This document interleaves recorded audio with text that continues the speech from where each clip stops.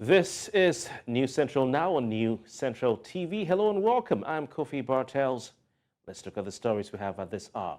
Begin in West Africa, where labor unions in Nigeria have criticized the country's federal government to release a 180, or the move by the government to release a 180 billion naira palliative package to states in the country to lessen the impact of the removal of subsidy on petrol.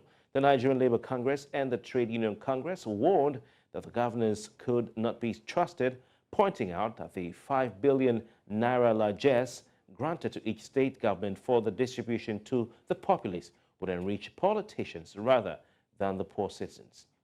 As part of measures to ease the pain of the subsidy removal, Nigeria's federal government on Thursday announced a 5 billion palliative for each state of the federation and 180 trucks of rice.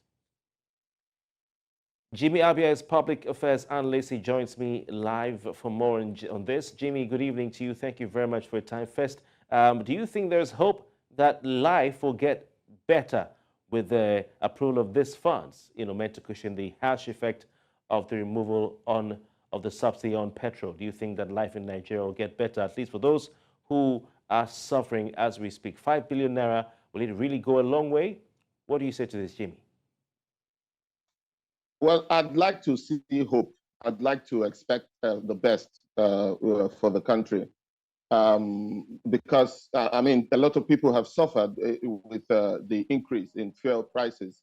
So we would, appreciate everything that puts some succor to Nigerians.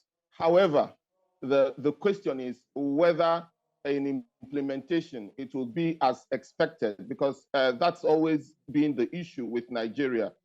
It's not always about good policies, good ideas, but a lot of times it's about implementation, and that is the major, that's the crux of the issue, which I think should bother us.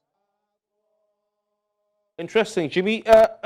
There's some concern, or little concern. We have a history of things, meant for the poor people being diverted and hijacked by more privileged people. I tell you what, such a package was approved for the residents of Lagos State. I heard Governor Sanwo-Olu saying the poorest of the poor. In his speech, they gave a package which included a derica of rice, a derica of beans, a custard bucket of gari, and a tuber of yam. Now, I have it on good account that in a couple of local government areas in Lagos State, they were asking people to pay 4,000 naira or 4,400 naira for it. So we can also remember the COVID-19 palliative that was, stored in warehouses while people were starving.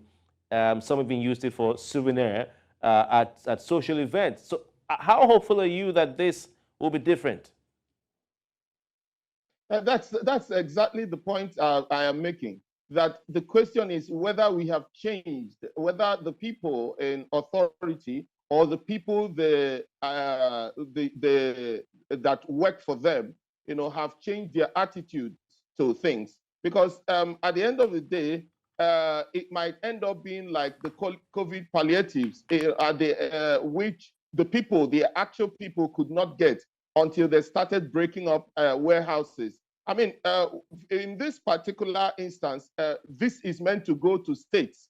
Now, you have 5 billion naira going to states to procure the grains.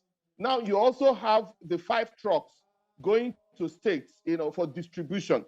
Now, the question is, the first point which you look at is the issue of procurement, because that's the level at which, that's the point at which the issue of lack of transparency, lack of accountability, and corruption comes in. So you may have a situation where the federal government is projecting 100,000 bags of rice being procured with 5 billion naira, but getting the actual thing that will be procured might end up being just 20,000, maybe just 10,000.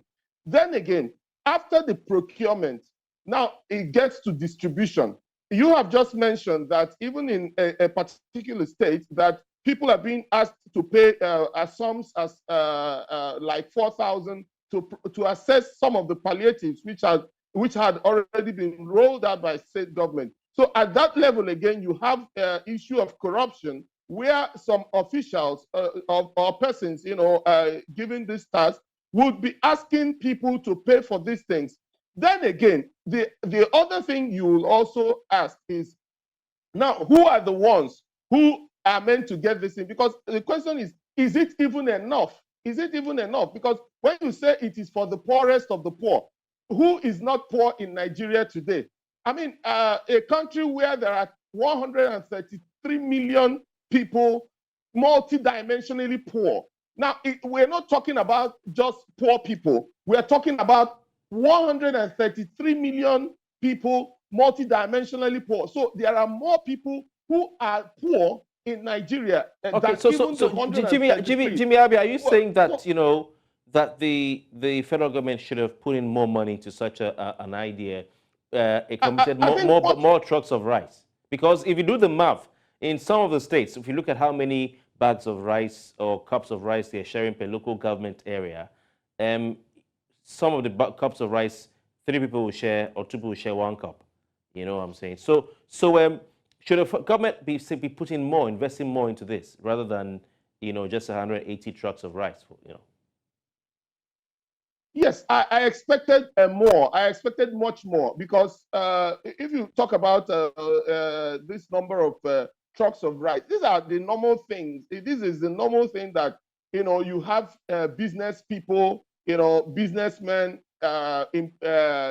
selling on a daily basis in Nigeria. I mean, on a daily basis in Nigeria, you have up to that number being sold, that number of trucks being sold, trucks of rice being sold. Even if you, during festivities, maybe during Salah or during Christmas, more trucks of rice, get sold in a day.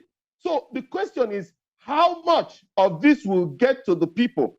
And don't forget that at the end of the day, a lot of these things will also be diverted, will also be looted. So you find a situation where some people who are privileged will collect 50 bags, then the little that is left will not even be able to get to the people who require them. So it's a whole lot. So I think government should have done more in terms of the numbers, in terms of the people, the number of bags, to be distributed, and then in terms of the number of people that can be reached, and then having an appropriate register first. Because if you just say, okay, state governments go distribute these things, you will have some state governments or its officials getting it only across to people who are close to the government. We have these things, so you're saying that all the time. Thank you, Jimmy. We have to go, but we have the Nigerian Social Register, so maybe they can. I don't know if they're going to use that, but you've made